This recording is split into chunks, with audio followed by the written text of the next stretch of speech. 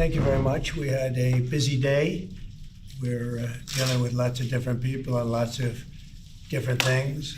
We had some terrific people in today and trying to solve some of the problems that are going on in the country and outside of the country. We're doing very well with respect to other countries really behaving on taking the criminals that they sent into our country, and we're getting them out. These are some of the worst people on earth, and they're getting out and they're being accepted back in their countries, as you've heard, without exception. So a lot of people thought that was not going to happen, but it's happening very full force. Now we're getting some very, very dangerous people out of our country, which is very important.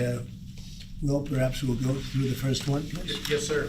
So earlier today, before the press came in, you signed a commission appointing Chris Wright to be your next Secretary of Energy. We have another commission prepared for your signature, sir. This is Doug Collins to be Secretary of the VA, Doug Collins of Georgia. Two very good men.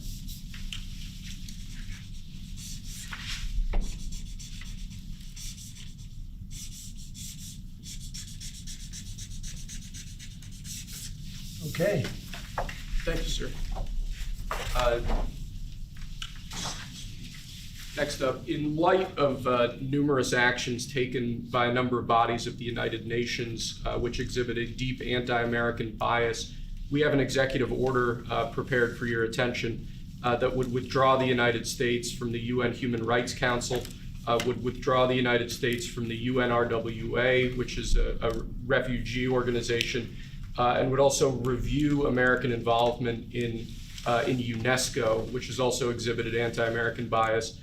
More generally, the executive order calls for a review of American involvement and funding in the UN in light of the wild disparities in levels of funding among different countries that, as you've expressed previously, is deeply unfair to the United States. So I've always felt that the UN has tremendous potential. It's not living up to that potential right now. It really isn't, hasn't for a long time. It has, there are great hopes for it, but it's not being well run, to be honest, and they're not doing the job. A lot of these conflicts that we're working on should be settled, or at least we should have some help in settling them. We never seem to get help. That should be the primary purpose of the UN, the United Nations. And again, it's got great potential, and based on the potential, we'll continue to go along with it, but they got to get their act together.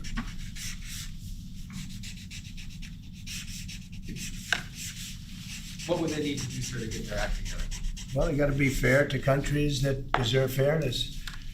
They have some countries, as you know, that are outliers, that are very bad, and they're being almost preferred as countries to those that do their job and are doing a good job, and they have to really, they're going to end up losing, a lot of countries are going to end up losing their credibility like other organizations, and then they're going to be nothing.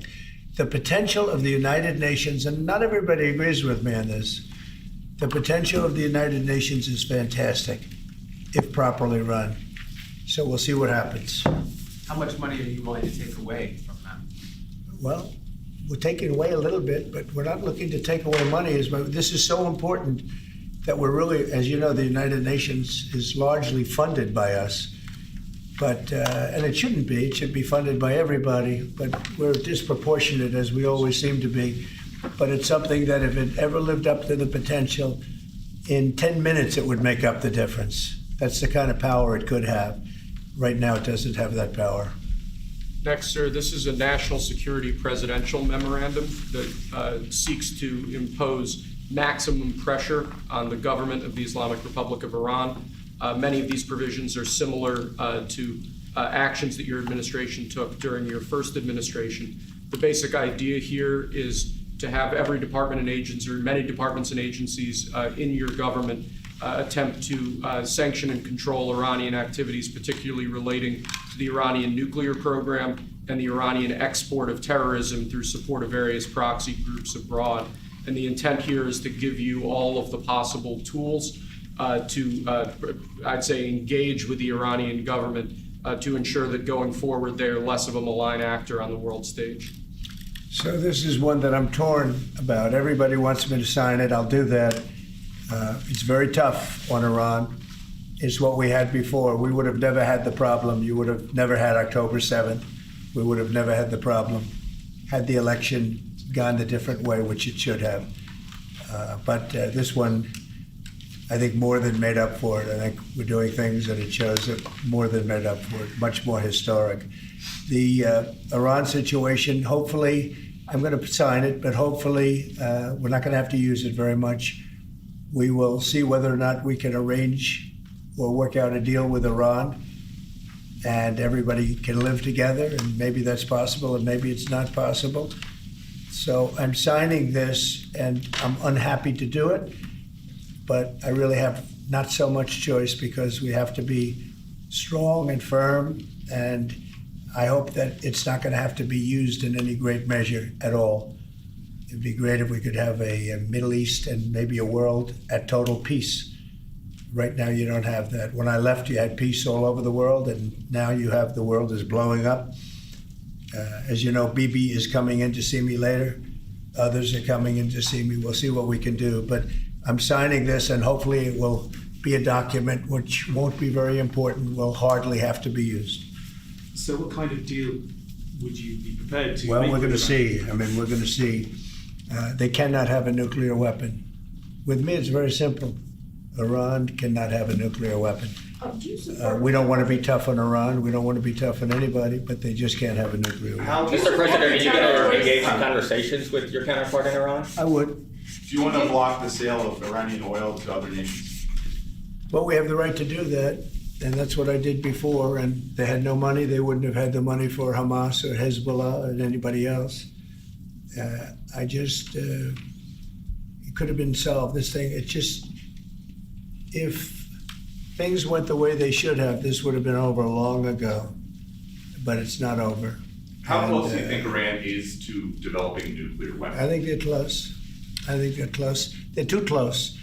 But again, you could go back 4 years. I would have said they would have had it during this intervening period.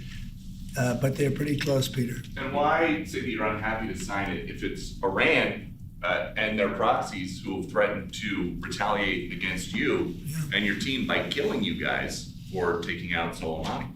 Well, they haven't done that, and that would be a terrible thing for them to do. Not because of me. If they did that, they would be obliterated. That'd be the end. I've left instructions.